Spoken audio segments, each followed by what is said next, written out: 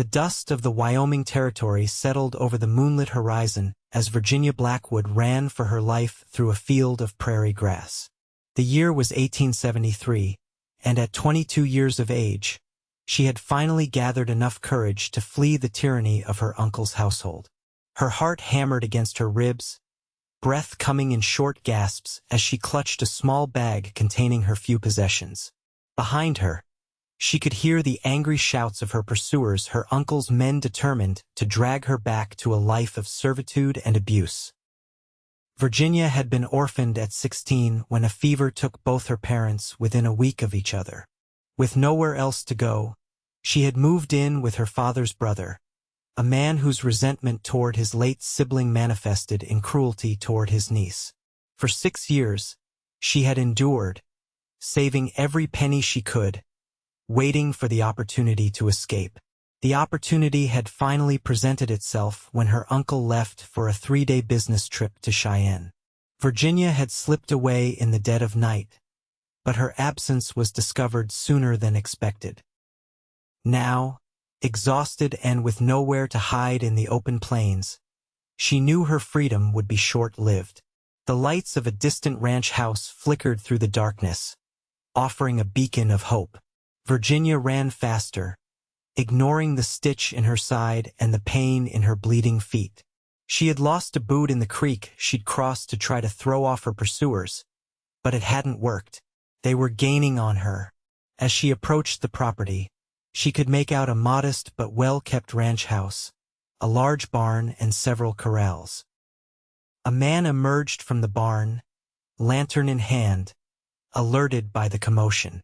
"Help me, please," Virginia cried out, her voice hoarse with exhaustion. The man stepped forward, his tall frame silhouetted against the light of his lantern. "What's going on here?" he asked, his voice deep and steady. Virginia stumbled toward him, collapsing at his feet. "They're after me," she gasped, pointing back toward the approaching riders. "My uncle's men. I can't go back there. I'd rather die." The man set his lantern down and helped Virginia to her feet. She got her first clear look at him, tall and broad-shouldered with dark hair and a strong, weathered face. His eyes, a clear blue even in the dim light, assessed her quickly. "Can you walk?" he asked. Virginia nodded, though her legs trembled beneath her. "Get inside," he said, guiding her toward the house. "I'll handle this." As they reached the porch, 3 riders thundered into the yard, their horses snorting and pawing at the ground. The leader, a burly man with a pockmarked face named Silas, pointed at Virginia. "That woman belongs to Mr. Blackwood," he shouted. "We've come to take her back where she belongs." The rancher stepped in front of Virginia protectively. "I don't see any brand on her marking her as someone's property," he said, his voice level but with an underlying steel that made Virginia shiver. "She's his niece and she's run away," Silas snarled. "Stand aside. This ain't your concern." "The lady doesn't appear to want to go with you," the rancher replied. "And she's under my roof now." "You don't know what you're getting involved in," another rider warned. "Mr. Blackwood is an important man in these parts." "I know exactly who Jeremiah Blackwood is," the rancher said calmly. "And I know the territory law better than most. This woman is of age, and she can choose where she wants to be. She's chosen not to be with you."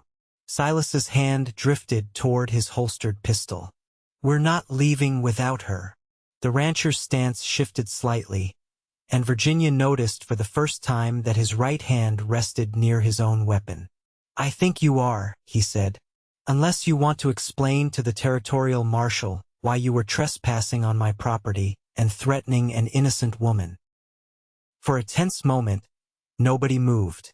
Virginia held her breath, prepared to run again if necessary, though she knew she wouldn't get far in her condition. Finally, Silas spat on the ground. "Blackwood won't let this stand," he warned. "He'll be coming for her himself, and for you too." "I'll be here," the rancher replied evenly. With angry muttering, The three men wheeled their horses around and rode off into the darkness. Virginia's legs finally gave out, and she sank onto the porch steps, trembling from head to toe. The rancher knelt beside her. "You're safe now," he said. "My name is Heath Morgan. This is the Silver Creek Ranch." "Virginia Blackwood," she replied, her voice barely above a whisper. "Thank you, Mr. Morgan. I don't know how I'll ever repay your kindness. Let's get you inside and take care of that foot," Heath said, noticing the blood. "Then we can talk about what happens next." Virginia nodded gratefully as Heath helped her to her feet and guided her into the warm sanctuary of his home. Inside, the ranch house was simple but comfortable. A fire burned in the stone hearth, casting a golden glow over the main room. Virginia took in the well-crafted furniture, the shelves of books, and the obvious care that went into maintaining the place. Heath led her to a chair by the fire. "Stay here," he said. "I'll get some water and bandages for your foot." While he was gone, Virginia tried to calm her racing heart. She knew her uncle wouldn't give up easily. Jeremiah Blackwood wasn't accustomed to being defied, especially by a woman he considered his property more than his family. Heath returned with a basin of water, clean cloths, and a small kit of medical supplies.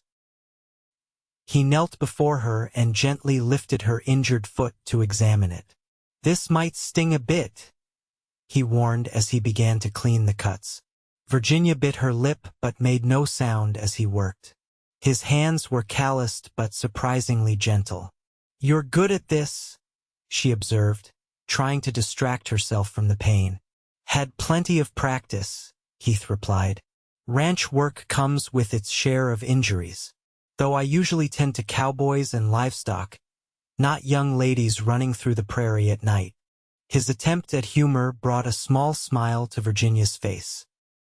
"It's not my usual evening activity either." As Heath bandaged her foot, Virginia studied him more carefully. He appeared to be in his early 30s, with lines around his eyes that spoke of squinting into the sun and laughter in equal measure. His dark hair was a bit too long, curling at the collar of his shirt, and a few days' worth of stubble darkened his jaw. "How did you end up at Jeremiah Blackwood's?" Heath asked as he finished with her foot. Virginia sighed. "He's my father's brother. When my parents died 6 years ago, he was my only living relative. At first, I was grateful for the roof over my head, but I quickly learned that his charity came with expectations." "What sort of expectations?" Heath's jaw tightened slightly. "I was to work for my keep cooking, cleaning, tending to the house. That was fair enough. But he controlled everything: what I wore, who I spoke to, where I went. And lately—" She paused, swallowing hard. "Lately he's been telling people that I'm to marry his business partner, Mr. Hargrove. The man is nearly 60 and has buried 3 wives already." Heath's expression darkened. "That explains the urgency to get you back." Virginia nodded. "The wedding is set for next week." I just couldn't. "No one should be forced into marriage," Heath said firmly. "You did right to leave." "But I have nowhere to go," Virginia admitted. "No money, no family, no friends that my uncle hasn't turned against me." Heath rose to his feet. "You're welcome to stay here until you figure out your next steps," he said. "I have a spare room, and my housekeeper, Mrs. Abernathy, lives in the small cabin out back. She'll be here in the morning, and between the two of us, we can keep you safe." "Why would you do this for a stranger?" Virginia asked, looking up at him with wonder and suspicion mingled in her gaze. Heath was quiet for a moment. "Let's just say I know what it's like to be at someone else's mercy," he finally said. "And I've made it a point not to turn away those who need help when I can give it." He showed her to a small but clean bedroom and provided her with a nightgown that he explained had belonged to his late sister. "Get some rest," he advised. "Things will seem clearer in the morning." After he left, Virginia changed into the borrowed nightgown and slipped beneath the quilt on the narrow bed. Despite her exhaustion, sleep was elusive as she pondered her situation. She had escaped one danger only to put herself at the mercy of another man she didn't know. Yet something about Heath Morgan's steady gaze and quiet strength told her she could trust him. With that thought providing some comfort, Virginia finally drifted into a fitful sleep. Morning brought the smell of coffee and bacon. Virginia awoke disoriented, momentarily forgetting where she was until the events of the previous night came rushing back. She found a simple calico dress laid out for her again, presumably once belonging to Heath's sister, and changed quickly, wincing as she put weight on her injured foot. When she made her way to the kitchen, she found Heath at the stove and an older woman setting the table. "Good morning, dear," the woman said warmly. "I'm Edith Abernathy, but everyone calls me Mrs. A. Heath told me about your situation. You poor thing, running through the night like that. Come, sit down before you fall down." Mrs. Abernathy was a plump, motherly woman with gray hair pulled back in a practical bun and kind eyes that missed nothing. Virginia immediately felt at ease with her. "Thank you," she said, taking a seat at the table. "And thank you for the dress." "Don't thank me," Mrs. Abernathy said. "That belonged to Heath's sister, Mary. God rest her soul. Been packed away these 5 years." Heath set a plate of eggs and bacon before Virginia. "Eat," he encouraged. "You'll need your strength." Virginia didn't need to be told twice.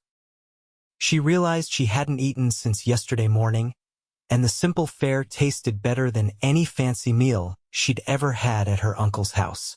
As they ate, Heath explained that Silver Creek Ranch was modest compared to some in the territory but self-sufficient. He ran cattle and horses, with the help of a few hands who lived in the bunkhouse a short distance from the main house. "I've sent word to town with one of my men," Heath said.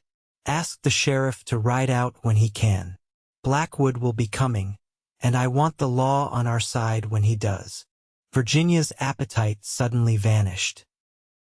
"I've put you in danger," she said quietly. "My uncle is not a man who forgets a slight. He'll make trouble for you." Heath's expression remained impassive. "He can try," he said simply. "But this isn't my first encounter with Jeremiah Blackwood." Before Virginia could ask what he meant, the sound of approaching horses caught their attention. Heath rose from the table and moved to the window. "Speak of the devil," he muttered. "Mrs. A, take Virginia to the back room. Stay with her." "No," Virginia said, standing up despite Mrs. Abernathy's attempt to usher her away. "I won't hide. This is my fight." Heath studied her for a moment, then nodded. "Stay behind me," he said, "and let me do the talking." They stepped out onto the porch just as Jeremiah Blackwood dismounted from his horse, followed by 5 men including Silas from the night before. Blackwood was a tall, imposing figure with iron-gray hair and cold eyes that fixed on Virginia with a mixture of rage and satisfaction. "There you are, you ungrateful girl," he said, his voice deceptively calm. "You've led us on quite a chase." Virginia lifted her chin defiantly but said nothing. Heath stepped forward. "Mr. Blackwood," he said evenly, "you're trespassing on my property."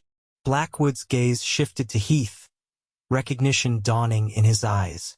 "Morgan," he said, his voice hardening, "I should have known you'd be involved in this. Still harboring grudges, I see." "This isn't about the past," Heath replied. "This is about a woman who's made her choice not to return with you." Blackwood laughed, a harsh sound without humor. "She's a foolish girl who doesn't know what's good for her. She has obligations and a wedding to prepare for. I'm not marrying Mr. Hargrove," Virginia said, her voice stronger than she felt. "And I'm no longer a child you can order about. I'm 22 years old, and I make my own decisions now. You'll do as you're told, Blackwood snapped, his facade of calm cracking. You owe me for 6 years of food and shelter, which she repaid with her labor, Heath interjected. Virginia is under my protection now, and she stays here of her own free will. Blackwood's eyes narrowed. Is that what this is about? You've taken a fancy to her yourself? Let me tell you something about my niece, Morgan. She's a deceitful, manipulative girl who... That's enough. Heath cut him off, his voice like steel. I won't stand here and listen to you slander her. State your business and be done with it. My business is simple, Blackwood said. I'm taking Virginia home, where she belongs. Either she comes willingly, or we take her by force. Heath's hand moved closer to his sidearm. You'd be wise to reconsider that threat. The tension in the air was palpable as both men stared each other down. Virginia's heart pounded so loudly she was sure everyone could hear it. There won't be any taking by force today, Jeremiah, a new voice called out. A rider approached from the road, the silver star of a territorial marshal gleaming on his chest. Marshal Daniel Cooper dismounted and walked toward the group. Got word there might be trouble brewing at Silver Creek, he said. Looks like I arrived just in time. Blackwood turned to the lawman. This is a family matter, Cooper. My niece has run away, and I've come to bring her home. The marshal looked at Virginia. That true, miss? You running from your family? Virginia stepped forward. I left of my own accord, Marshal. My uncle arranged a marriage for me against my will. I'm of age and have the right to determine my own future. Cooper nodded thoughtfully. She's right about that, Blackwood. Law's clear on the matter. Woman her age can choose where she lives and who she marries. She owes me, Blackwood insisted. I took her in when no one else would. Fed her, clothed her, gave her a home. And I worked for every bit of it, Virginia countered. I cooked, cleaned, and kept your house for 6 years without wages. The marshal looked between them. Seems to me if there's a debt to be settled, it should be done through proper channels.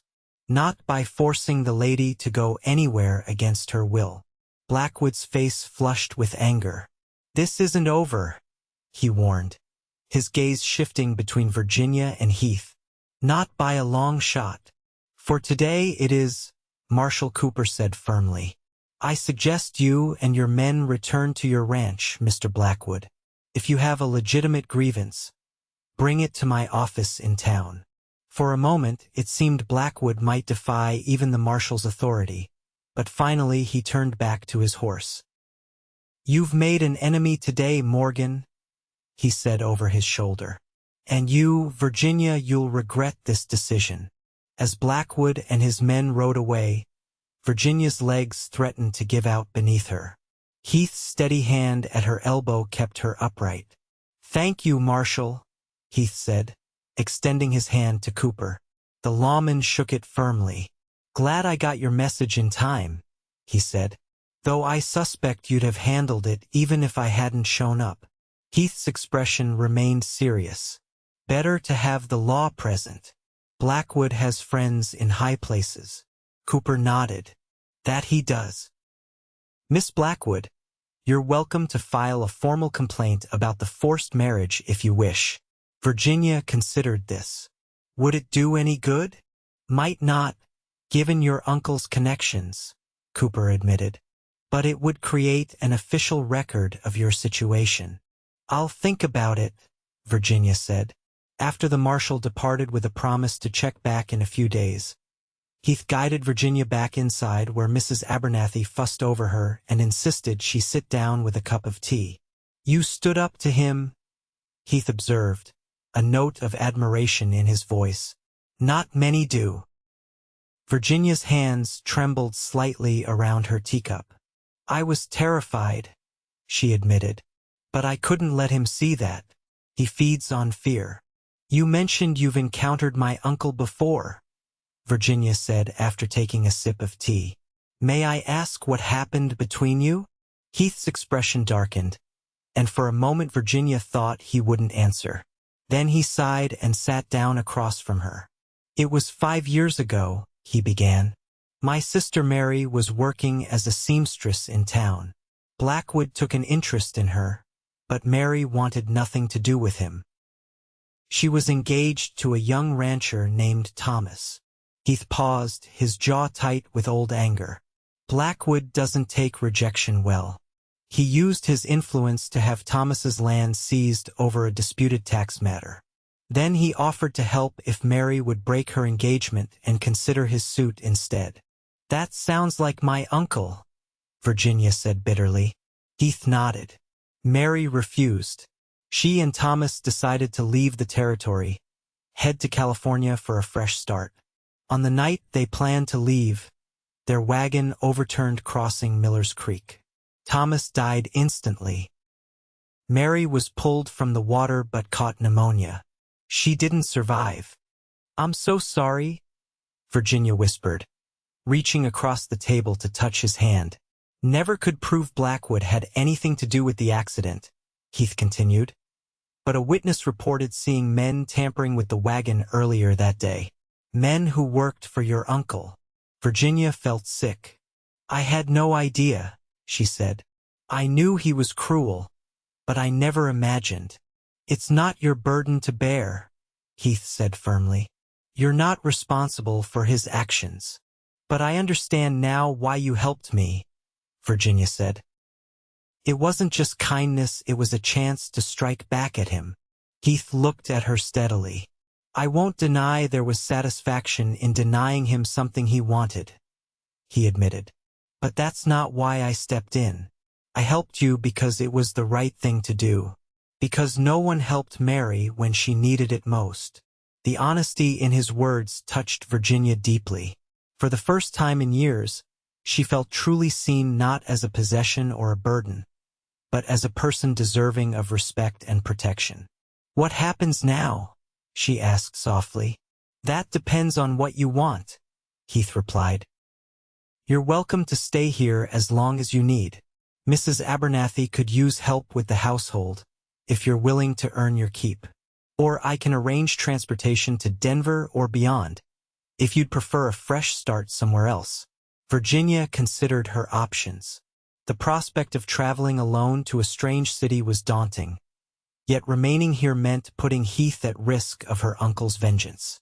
Before she could respond, Mrs. Abernathy bustled back into the room. "The girl stays at least until she's properly recovered," the older woman declared. "Look at her, thin as a rail and exhausted. Besides, I've been telling you for ages I need help, Heath Morgan. The good Lord has provided, and I won't hear another word about it." Heath's mouth twitched in a suppressed smile. "Yes, madam," he said mildly. And so it was decided, at least for the immediate future. Virginia would remain at Silver Creek Ranch under Heath's protection, working alongside Mrs. Abernathy to earn her keep.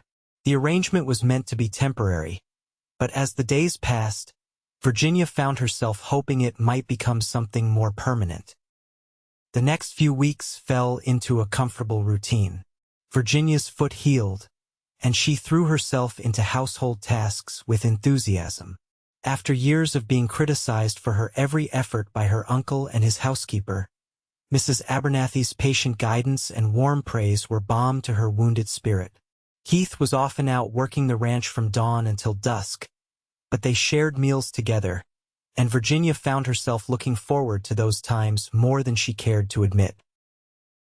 He was a man of few words, but when he did speak, his observations were thoughtful and often laced with dry humor that made her laugh. Virginia learned more about Silver Creek Ranch and its history from Mrs. Abernathy. Heath had inherited it from his father 7 years ago and had worked tirelessly to make it profitable. Unlike many ranchers in the territory, he treated his workers fairly and had earned their loyalty. "He's a good man," Mrs. Abernathy told Virginia one afternoon as they kneaded bread dough side by side. "Too good to be alone all these years." "Has he never married?" Virginia asked, trying to sound merely curious. Mrs. Abernathy gave her a knowing look. There was a girl once before his sister died. But after that tragedy, Heath closed himself off. Threw himself into the ranch work and hasn't let anyone get close since. Virginia considered this information as she punched down the dough more forcefully than necessary. She couldn't deny her growing attraction to Heath, his quiet strength, his integrity, the gentleness that belied his rugged exterior. But she reminded herself that her situation was precarious. Her uncle was still a threat, and she had nothing to offer a man like Heath Morgan except complications. One evening in late October, Virginia sat on the porch watching the sunset paint the western sky in shades of orange and purple. Heath rode in from the north pasture, dismounted with fluid grace, and led his horse to the barn. When he emerged a few minutes later, he spotted Virginia and walked over to join her. "Beautiful evening," he commented, leaning against the porch railing. Virginia nodded. "I never tire of the sunsets here. At my uncle's house, I was always too busy with chores to notice them." Heath studied her profile in the fading light. "You've changed since you arrived," he observed. "There's more color in your cheeks. You smile more." Virginia turned to face him, surprised by the personal nature of his comment. "I feel different," she admitted. "Stronger. Like I'm becoming the person I was always meant to be." "You were always strong," Heath said quietly. "You had to be, to survive what you did." Their eyes met, and something passed between them, an acknowledgement of mutual respect that had grown into something deeper over the weeks of shared meals and quiet conversations. The moment was broken by the sound of approaching riders. Heath straightened, instantly alert, his hand moving to his sidearm. "Get inside," he told Virginia, his voice tense. But before she could move, the riders came into view, 3 men wearing the distinctive jackets of Pinkerton detectives. They reined in their horses in front of the house. "Heath Morgan?"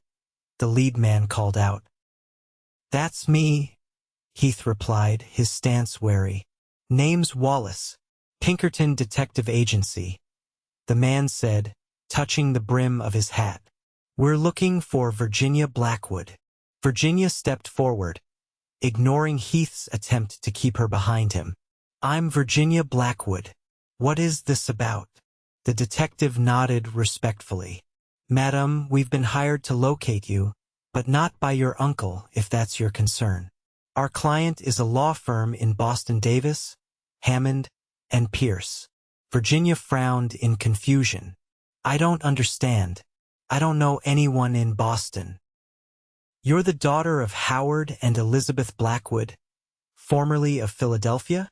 When Virginia nodded, the detective continued, "Then I'm here to inform you that you've come into an inheritance, madam.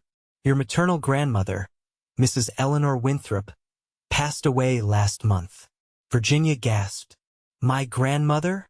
But I was told she died years ago, before I was born." Wallace shook his head. "Very much alive until recently, madam, and apparently very interested in locating you. She left her entire estate to you, her only grandchild." Virginia felt lightheaded with shock. Heath steadied her with a hand at her elbow. "Perhaps we should continue this conversation inside," he suggested, giving the detectives a measuring look. "If you gentlemen would care to show some identification first." Once the detectives' credentials were verified to Heath's satisfaction, they all gathered in the main room of the ranch house. Wallace explained that Eleanor Winthrop had been estranged from her daughter Elizabeth after she married Howard Blackwood against her parents' wishes. "Mrs. Winthrop regretted the estrangement in her later years," Wallace said. "She hired our agency to locate her daughter 5 years ago, only to discover both Elizabeth and Howard had died of fever. We tracked you to your uncle's household, but were told you had died as well." "My uncle lied," Virginia said, anger flaring. "He must have known about the inheritance and kept it from me." Wallace nodded grimly. We suspected as much when our operative in the territory reported rumors that Jeremiah Blackwood's niece was very much alive. Mrs. Winthrop changed her will to ensure the estate would go to you if you were found within 5 years of her death. The law firm hired us again to make a more thorough search. How did you find me? Heath asked. Marshall Cooper, Wallace replied. When we asked in town about Miss Blackwood, he mentioned the incident here a few weeks back. Said if anyone could keep her safe from Jeremiah Blackwood, it would be Heath Morgan. Virginia's mind was reeling. What does this inheritance entail? A substantial property in Boston, investments worth approximately $50,000, and personal effects, Wallace said. You'll need to travel to Boston to meet with the attorneys and settle the estate. $50,000. The sum was staggering more money than Virginia had ever imagined possessing. It meant freedom, security, opportunities she'd never dared dream of. It also meant leaving Wyoming, leaving Silver Creek Ranch, leaving Heath. She glanced at him, trying to gauge his reaction, but his expression was unreadable. When would I need to leave? She asked Wallace. The attorneys would like you in Boston by the end of November, if possible, the detective replied. We can arrange an escort for your journey. Virginia nodded slowly. I'll need some time to consider this. After the detectives departed with a promise to return in a week for her decision, Virginia sat in stunned silence. Mrs. Abernathy excused herself to prepare dinner, leaving Virginia and Heath alone. It appears congratulations are in order, Heath said at last, his voice carefully neutral. This is the opportunity you've been waiting for. Virginia looked up at him. Is it? She asked softly. Their eyes met, and the mask of indifference Heath had worn during the meeting with the detectives slipped. Virginia saw conflict. Their happiness for her good fortune mingled with something that looked remarkably like loss. You deserve this chance, Virginia, he said. A new beginning, far from your uncle's reach. What about what I want? She whispered. Heath moved to sit beside her on the sofa. What do you want? He asked, his voice rough with emotion. Virginia's heart pounded. This was the moment to be brave, to speak the truth she'd been holding back for weeks. I want to stay, she admitted. Here at Silver Creek. With you. Heath drew in a sharp breath. You have a fortune waiting for you in Boston, he reminded her. A life of comfort and security. Why would you choose to stay in this harsh country, on a struggling ranch? Because in the past month, I found something more valuable than money, Virginia said, reaching out to touch his weathered hand. I found a place where I belong. People who care for me, not for what I can do for them.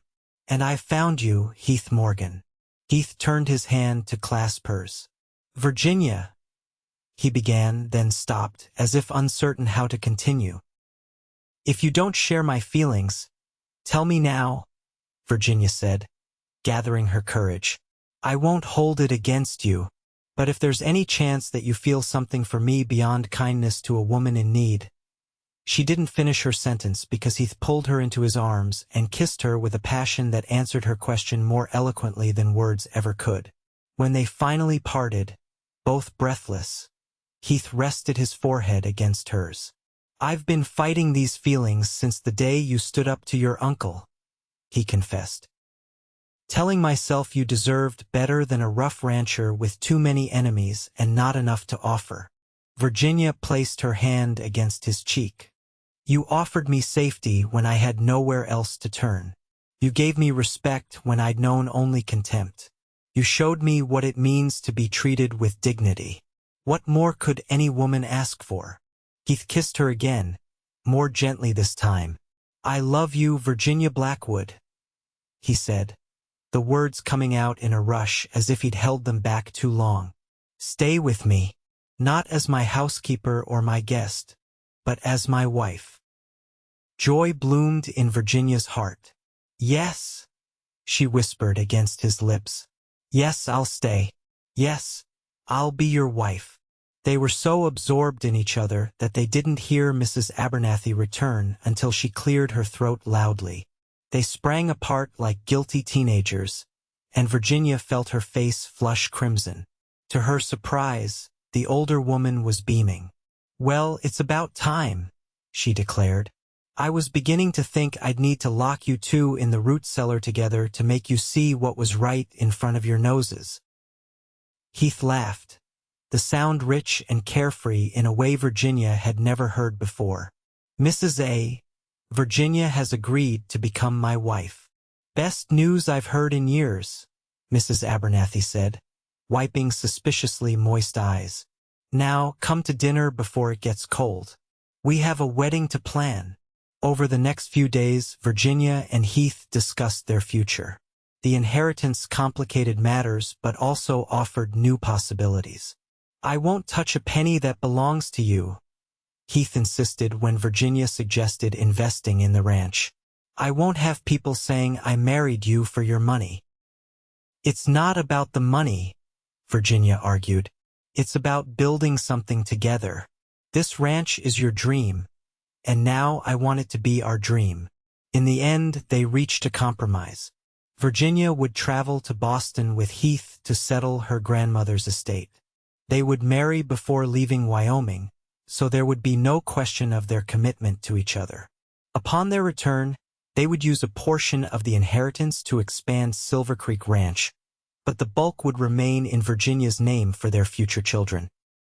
When the Pinkerton detectives returned, they were surprised by the news but agreed to arrange transportation for both Virginia and Heath. Before they left, Wallace pulled Virginia aside. "There's something you should know, Miss Blackwood," he said quietly. "Your uncle has been making inquiries about your grandmother's will. He knows about the inheritance now." Virginia's happiness dimmed slightly. "He'll never stop, will he?" "Men like Jeremiah Blackwood rarely do," Wallace admitted. "But you have resources now that he doesn't expect. And you have a good man at your side." Virginia glanced at Heath, who was discussing travel arrangements with the other detectives. "Yes," she agreed. "I do." Their wedding took place 3 days later at the small church in town. Marshall Cooper stood as Heath's best man, and Mrs. Abernathy wept openly throughout the ceremony. Virginia wore a simple white dress that Mrs. Abernathy had helped her sew, with wildflowers in her hair instead of a veil. As they exchanged vows, Virginia marveled at how much her life had changed in just over a month. From a prisoner in her uncle's house to a bride, an heiress, and the future mistress of Silver Creek Ranch, it seemed almost too much good fortune to believe. The celebration afterward was modest but joyful, with the ranch hands joining in to wish the couple well. Virginia and Heath had just cut the wedding cake when a hush fell over the gathering. Virginia turned to see her uncle standing in the doorway of the church hall. Heath moved protectively to her side, but Virginia placed a restraining hand on his arm. "Let me handle this," she murmured. She approached her uncle, head high and shoulders back. "Uncle Jeremiah," she said coolly, "you weren't invited to this gathering." Blackwood's eyes narrowed as he took in her wedding dress and the ring on her finger. "So the rumors are true," he said. "You've married the rancher. And here I thought you were a girl of principles, not one to sell herself for protection."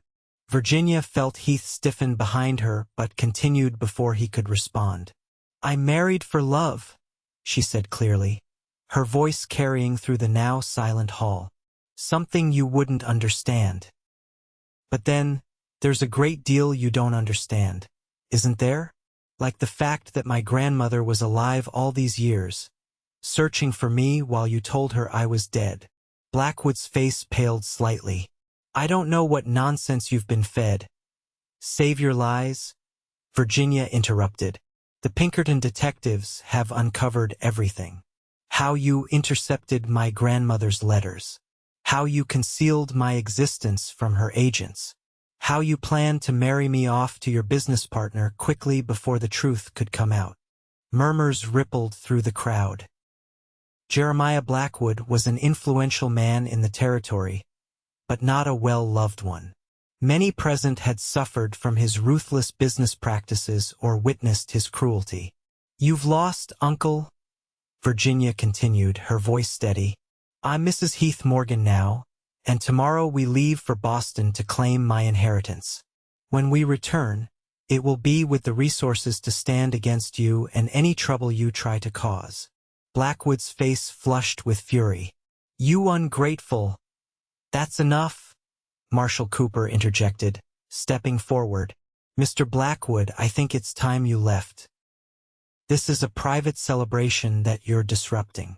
For a moment it seemed Blackwood might refuse, but as he looked around at the hostile faces surrounding him, he thought better of it. "This isn't over," he said, his gaze locked on Virginia. "You think you've won, but you haven't seen the last of me." "Actually," a new voice spoke up, "I believe the lady has." A distinguished gentleman in an expensive suit stepped forward from the back of the hall. "Harold Pierce of Davis, Hammond and Pierce, attorneys at law," he introduced himself. "I arrived earlier than expected and was just in time to witness this charming ceremony." He turned to Blackwood. "Mr. Blackwood, I represent the estate of Eleanor Winthrop. I should inform you that we are preparing charges against you for fraud, theft of correspondence, and misappropriation of funds intended for your niece. The evidence gathered by the Pinkerton Agency is quite compelling." Blackwood's face went from red to ashen.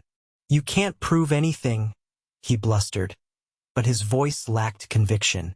"On the contrary," Pierce replied smoothly. "We have signed affidavits from 3 of your former employees detailing your instructions to intercept mail from Boston. We have bank records showing you cash checks meant for Virginia's support. And we have witnesses who will testify that you knew of Mrs. Winthrop's search for her granddaughter and deliberately misled her agents." He smiled thinly. "I'd advise you to leave the territory while you still can, sir. The federal marshals will be very interested in speaking with you, and I understand the penalties for mail fraud are quite severe."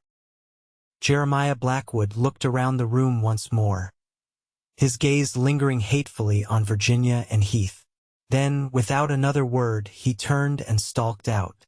A collective breath seemed to release from the gathering. Heath pulled Virginia into his arms. "Are you all right?"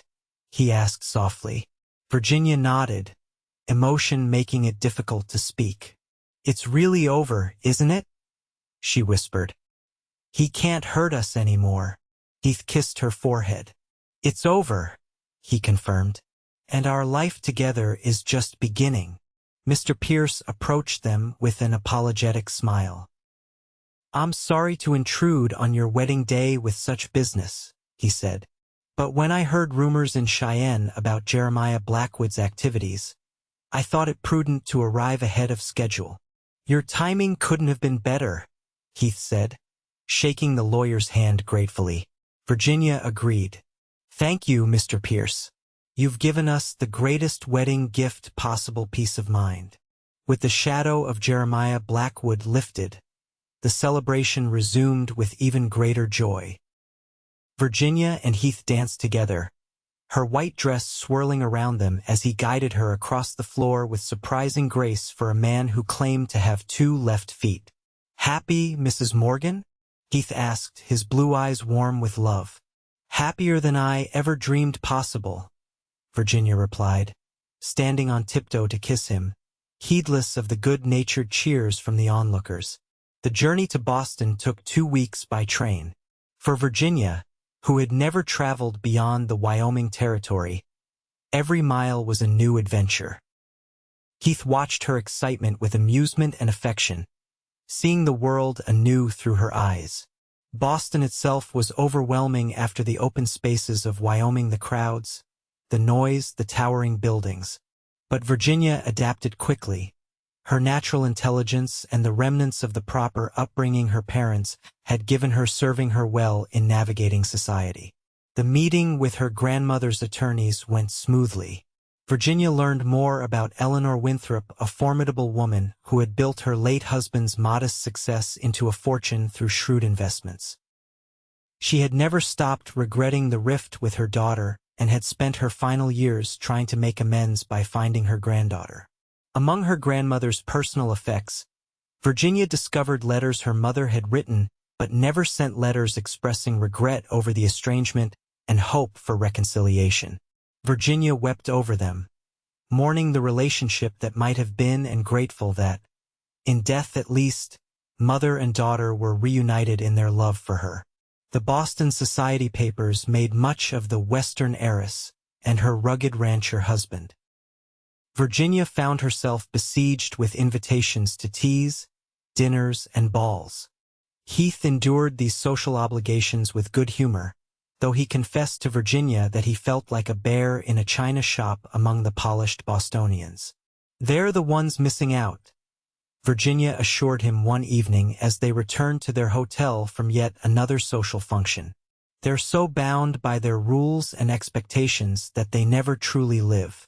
We have something far more precious waiting for us at home." Home. The word held such meaning now.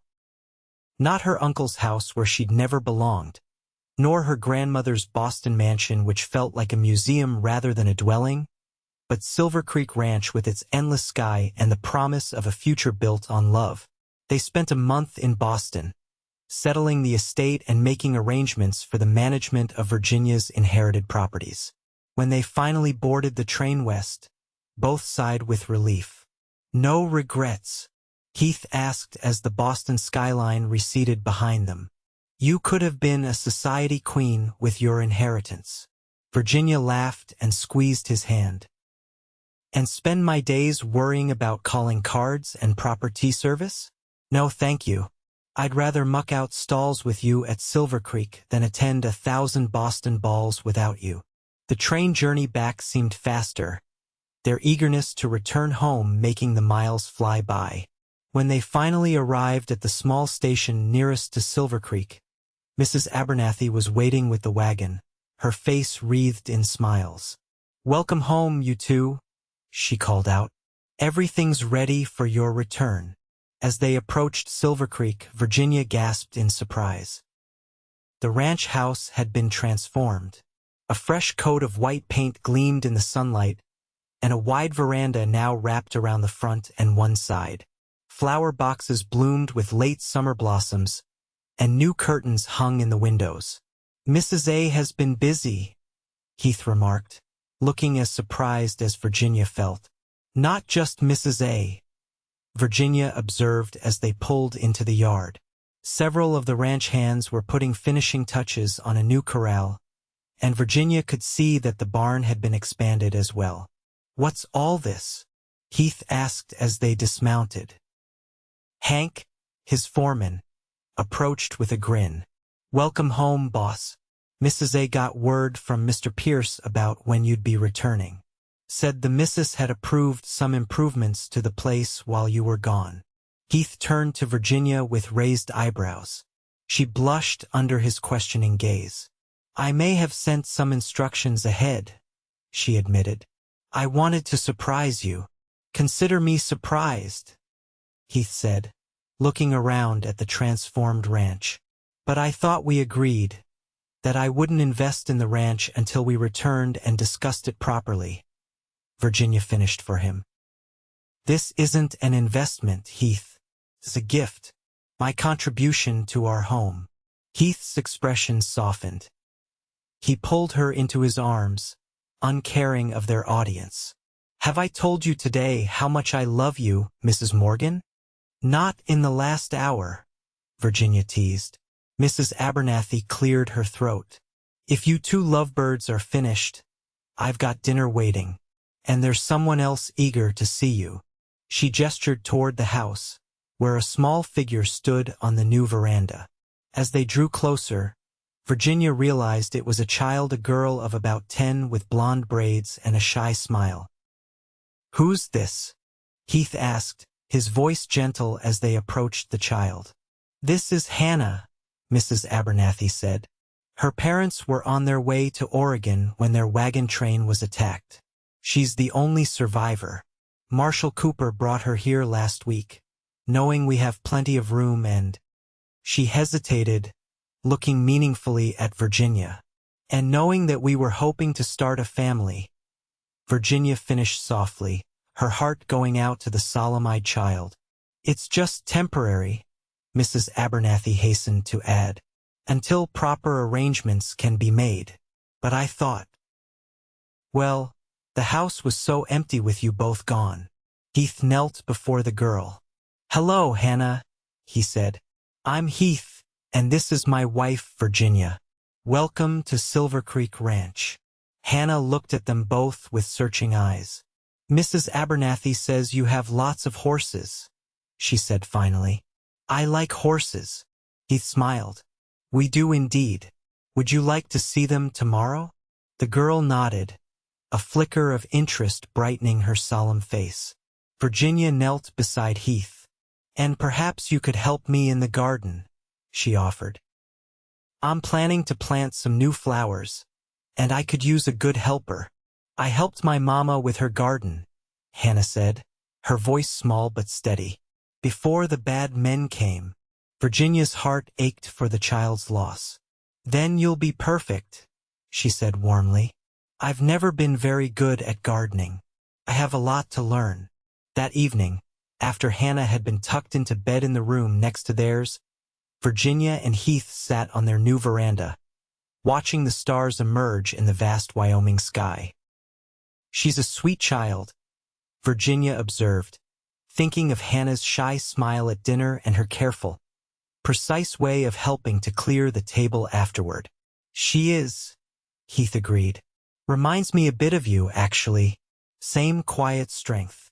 Virginia leaned against his shoulder. "Do you think we could?" She trailed off, uncertain how to voice the thought that had been forming since she first saw Hannah standing on their porch. Heath seemed to understand without her finishing the sentence. "Give her a home? Make her ours." He was quiet for a moment. "I've been thinking the same thing. It won't be easy, she's been through a terrible ordeal. But if she wants to stay and if the authorities allow it." "We have so much to give," Virginia said. "A home, security, love. Things I never had after my parents died.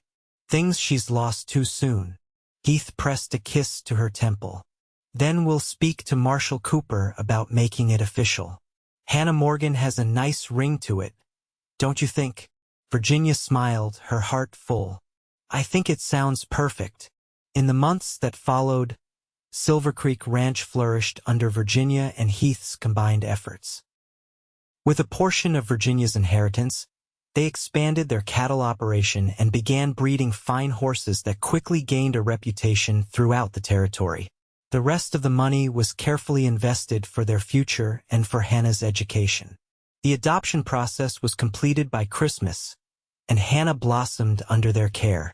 The shy, traumatized child gradually gave way to a lively, curious girl who trailed after Heath in the stables and helped Virginia with her increasingly successful garden.